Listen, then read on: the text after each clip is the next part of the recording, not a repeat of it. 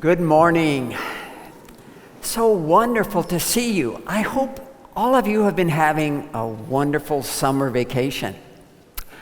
The summer is filled with so many wonderful sounds. I'm wondering, have any of you heard the sounds of chirping birds or maybe a woodpecker pecking on a tree, hoping to find some food? Any of you? Oh, yeah. How about the sounds of splashing water, laughter, having fun swimming, maybe even spraying each other with a garden hose? Yeah? How about the sound of mom and dad calling at the end of the day, saying, "Time to come in, time to take a bath, get ready for bed"? Is that always a good sound? It's a little hard sometimes, isn't it? Well, this morning we're going to be talking a lot about listening, especially how we listen for God's call. Our Bible story is from the Old Testament, 1 Samuel chapter 3, where God calls a young boy by his name. The story begins with a woman named Hannah, her husband named Elkanah, and wanted a baby very much. They waited and they prayed, and God gave them a little boy they named Samuel. When Samuel was still young, his mother took him to the temple to learn and to prepare to serve God.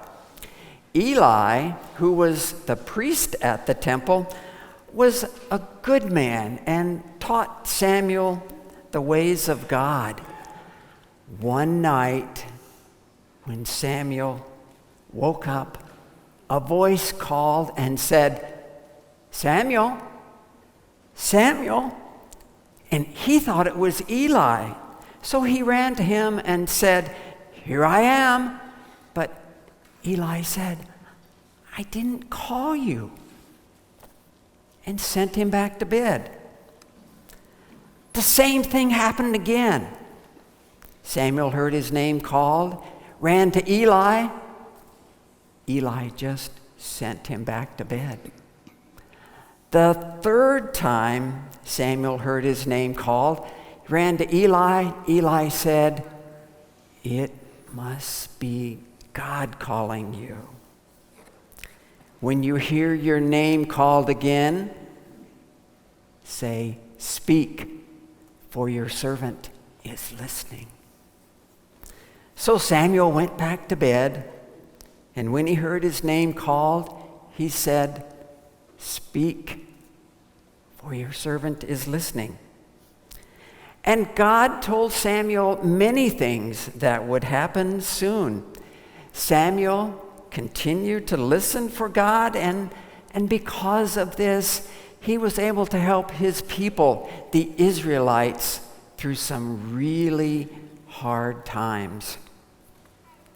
Now, we don't know all the ways that God calls us. It could be from words in the Bible, maybe a strong feeling in our hearts, or maybe a thought in our minds, or maybe even through the words of another person, or something that happens to us. There are many different ways of hearing God's call. Our job is to keep listening for it. Deb has a little story about a time when she felt God called her. Let's see how she listened, or maybe she didn't. It was 9 years ago this summer that Bob and I first came to this church. We didn't know many people, but one person I knew happened to be looking for teachers for the children's Sunday school classes that would begin that fall.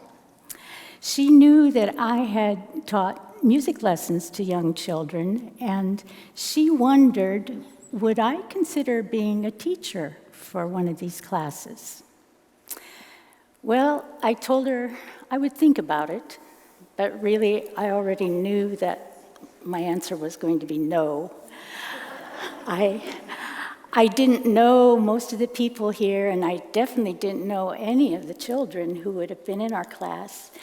And besides, I was working in a job that was really stressful, and I just thought there's no way to make room for one more thing. So I put it out of my mind. Well, a few weeks later, I had a conversation with another person from this church. That person had a child who was very eager for their Sunday school class to begin that fall. She told me some ideas her child had already about what their class would be like. While we talked that morning, I started to feel something. I didn't know what it was, but at the same time, I had a thought come to my mind. Could God be calling me to teach? I didn't know. I wasn't sure.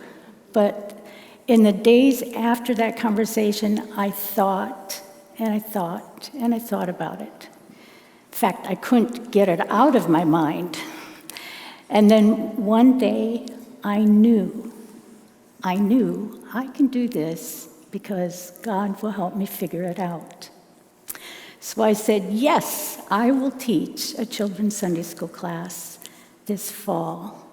And you know, after I said it, I even started to get a little excited about it. More than a little excited, really. It wasn't too long into that first year that Bob decided to join me in the class. And through these years of being involved in the children's classes, sometimes as a helper or a teacher or a song leader, and currently as part of Rose's team, we have learned so much about God's love and care for us, right along with you children. And you know, sometimes from you children, many times from you children. It's been a good thing. And I'm so glad I listened more closely the second time and could say yes to the call. In our classes, we sometimes sing a little song. Many of you have been in our classes and will know it. Some of you may not, but we might sing it a couple of times. The song says, listen, God says, I have called you by name, you are mine. We'll just sing the chorus part. Will you help me?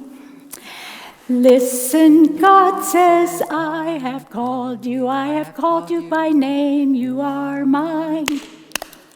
Listen, God says, I have called you by name, you are mine. And God calls people of all ages, so please join us and let's sing that chorus one more time, shall we? Listen, God says, I have called you by name, you are mine. Listen, God says, I have called you by name, you are mine. Thank you. You may go back to your seats.